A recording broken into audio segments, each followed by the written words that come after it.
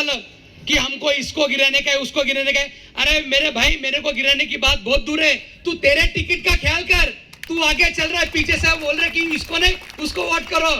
त्यांचं लक्ष ठेवा, फक्त आमचा सोडा, आमची चिंता करू नका। हे असे सगळे, ही सभा ती सभा, इतकं खोटं बोलून लोकांचं त्या ठिकाणी हे करतात।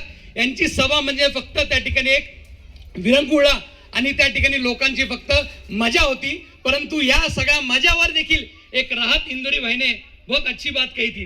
असल में तो मुझे उनका बात ही उनके अंदाज में सुने नहीं का था उनके से, लेकिन मैं बोलता हूँ जो ऐसे सब झूठों की बाजार और झूठों की मंडी खड़ी रहकर जो यहाँ पर लोगों का दिल बहलाने के लिए और उम्मीदवारों को खुश करने के लिए कुछ भी बोलते, ऐसे लोगों के लिए राहत साहब का एक छोटा सा शेर है कि झूठों ने झूठों से कहा है कि सच बोलो, झूठों ने झूठों से कहा है कि सच बोलो, सरकारी ऐलान हुआ है कि सच बोलो, घर के अंदर झूठों की बड़ी मंडी बैठी है, फिर भी दरवाजे पे बाहर लिखा है कि सच बोलो।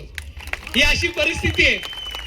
सगळ्या गुंडांना घ्यायचं, गुंडगिरी बंद करणार, दारूचे धंदेवाल्यांना घ्यायचं, दारूचे धंदे बंद करणार, ही अशी भानगड आहे। अशा लोकांना आपल्या भागात थारा नाही।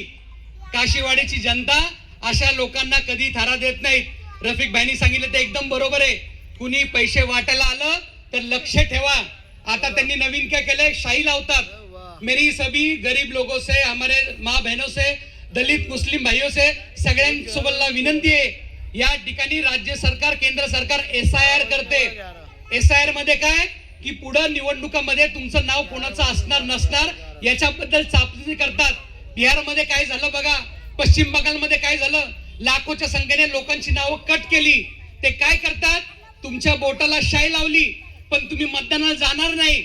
मग असं जेव्हा ते यादी बघतात की यांचं नाव असून मतदान करत नाहीत, 2-3 वेळेस करत नाहीत, मग अशा वेळेस ते नाव तुमचं कट होतं आणि नंतर तुम्हाला मतदानाचा अधिकार निघून जातो। बाबासाहेबांनी खूप कष्टांनी ही घटना लिहून तुम्हाला आणि आम्हाला मतदानाचा अधिकार दिलाय। हे 2-5 पैशासाठी तुमचा मतदानाचा अधिकार घालू नका। शाही लगाकर तुमको गुमराह करेंगे, चंद पैसों की तुमको लालच देंगे आणि त्या ठिकाणी तुम्हाला सांगतील की शाही लावली, तुम्ही आता मतदान जाऊ नका, पैसे देतील, पण त्या 2-5 पैशांनी तुमचा मतदानाचा अधिकार कायमचा निघून जाईल, हे लक्षात ठेवा। आणि म्हणून अशा कुठल्या भूलथापाला बळी पडू नका। ज्या लोकांनी कोरोना काळामध्ये बागवे साहेबांनी असेल, आम्ही असेल, लोकांच्या घराघरात जाऊन कामं केली, लोकांच्या वस्तीत जाऊन तुमचं मेडिकल टेस्टिंग केली, आरोग्य शिबिराच्या मध्ये तुमचं औषधं दिली।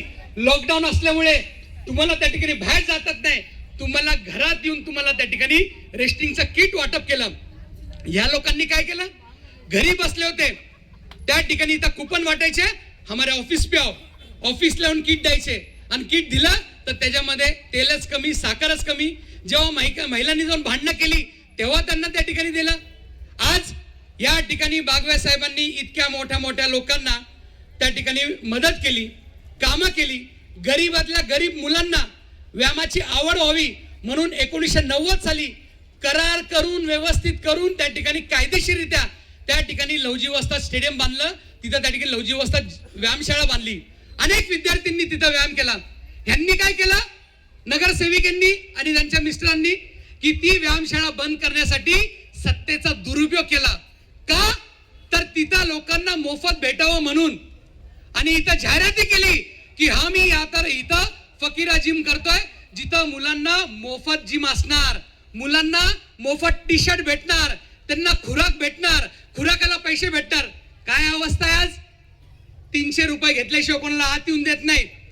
विरंगुळा केंद्राच्या नावाखाली 550-1000 रुपये घेतल्याशिवाय बर्थडे साजरा करून देत नाही, कोणाला कामाला देत नाही। या ठिकाणी आमच्या मुक्ता साळवेंच्या नावाने समाज मंदिर बांधलं हरकानगरच्या समोर। समाज मंदिरामध्ये वरती कार्यकर्त्याला राहायला आणि खाली भांड्याचं गोडाऊन करायला। त्याचं भाडं कोणाकडे जातं, आमच्या आदरणीय ताईंच्या इथं त्या ठिकाणी मोटर स्टँडला बांधलंय। मोटर स्टँडला आरोग्य कोटीची जागा कमी पडते म्हणून एक खोली बांधली, त्या खोलीमध्ये UP बिहारचा एक त्या ठिकाणी फ्रूटवाला ठेवलाय, त्याचं भाडं कोणाकडे जातं। म्हणजे केवळ लोकांच्या घरावर आणि लोकांच्या जागेवर त्यांची नजर। दुसरे आमच्या महाशय गरीबों का मसीहा, गरीबों का मसीहा, अरे वैद्य स्टेडियम मध्ये जाऊन बघा